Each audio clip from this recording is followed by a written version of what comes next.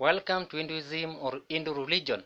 When a girl eloped to her boyfriend's place or taken away for marriage before her maturity, her father was allowed to send her gifts or inheritance for marital life to commence. A father was not allowed to bring her back home or arrest her husband. Such marriage were believed to have been planned by divinities from causing sexual impulses.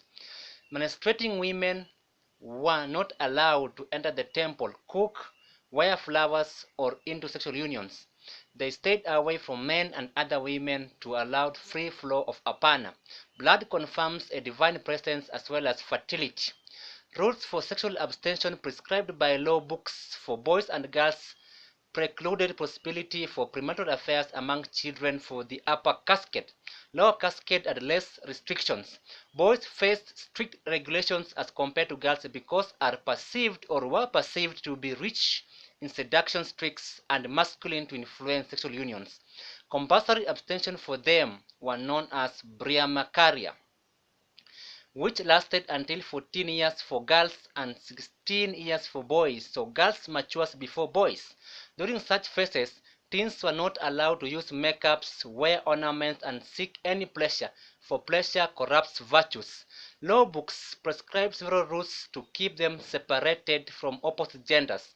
Therefore were considered mature. Mahabharata suggests free mingling among teens leads to sexual talks, sexual behaviors, and sexual unions. Teens have no ethical considerations. They are senseless to external environment. Teens are easily lured. They need strict laws compared to counseling. Teenage segregation was practiced from separated learning institutions, separated temple services. Separation minimizes interactions, hidden romance, and premarital sexual unions.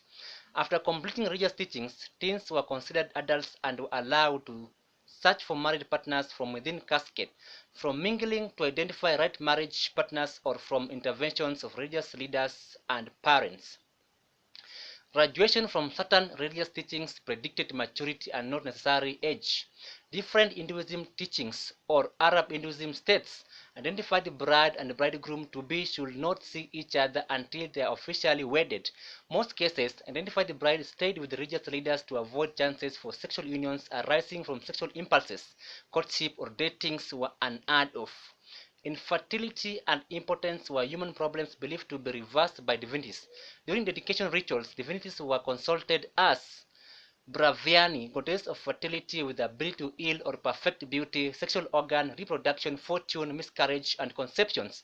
Manasa, snake image goddess, worshipped by Hindus for romance, children abundance, is birth, creator and protector of pregnancies.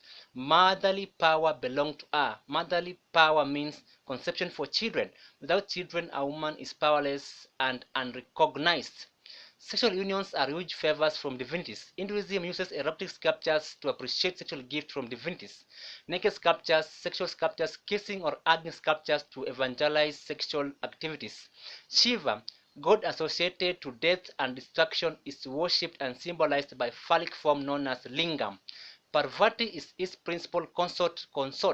Interestingly, Shiva acts as consort to many Hindu goddesses known as Shakti. Shiva's phallus is merged with Shakti's valve, symbol known as Shiva Lingam. Powerful sexual symbol appreciated in Hinduism. Shiva Lingam is critical union for Shiva Parvati or Shiva Shakti. Shiva is depicted among river Ganges and moon on his head, wearing garlands of snakes known as Nanga. Ganges, moon, and snakes are sexual symbols associated to romance and fertility. Don't forget, Braivana is another form of Shiva. The eight principal Bhairavas, Umata Bhairavas, is depicted naked, wearing garland of skulls, and displaying erected phallus.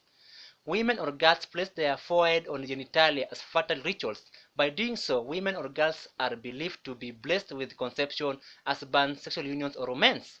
Women are referred as fertile land, hence worshipped as object of procreation. Menstruation symbolizes procreation.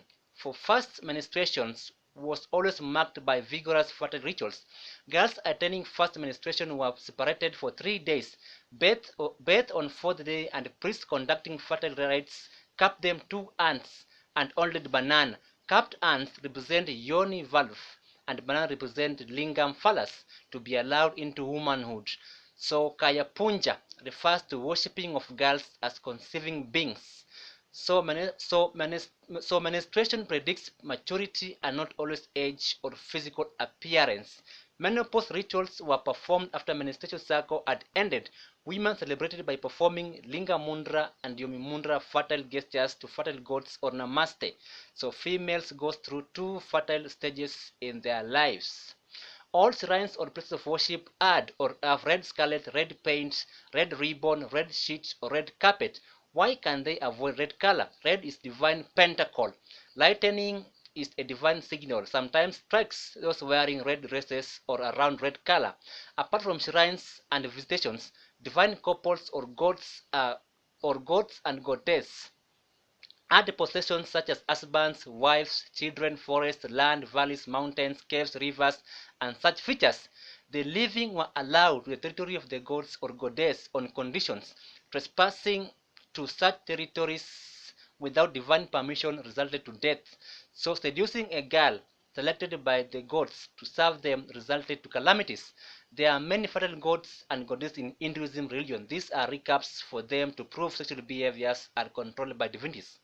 Thanks for your time. It has been great establishing effects of Hindu religion or Hinduism on teenage pregnancy. I've been your researcher, a Malsa kid and model of teenage pregnancy.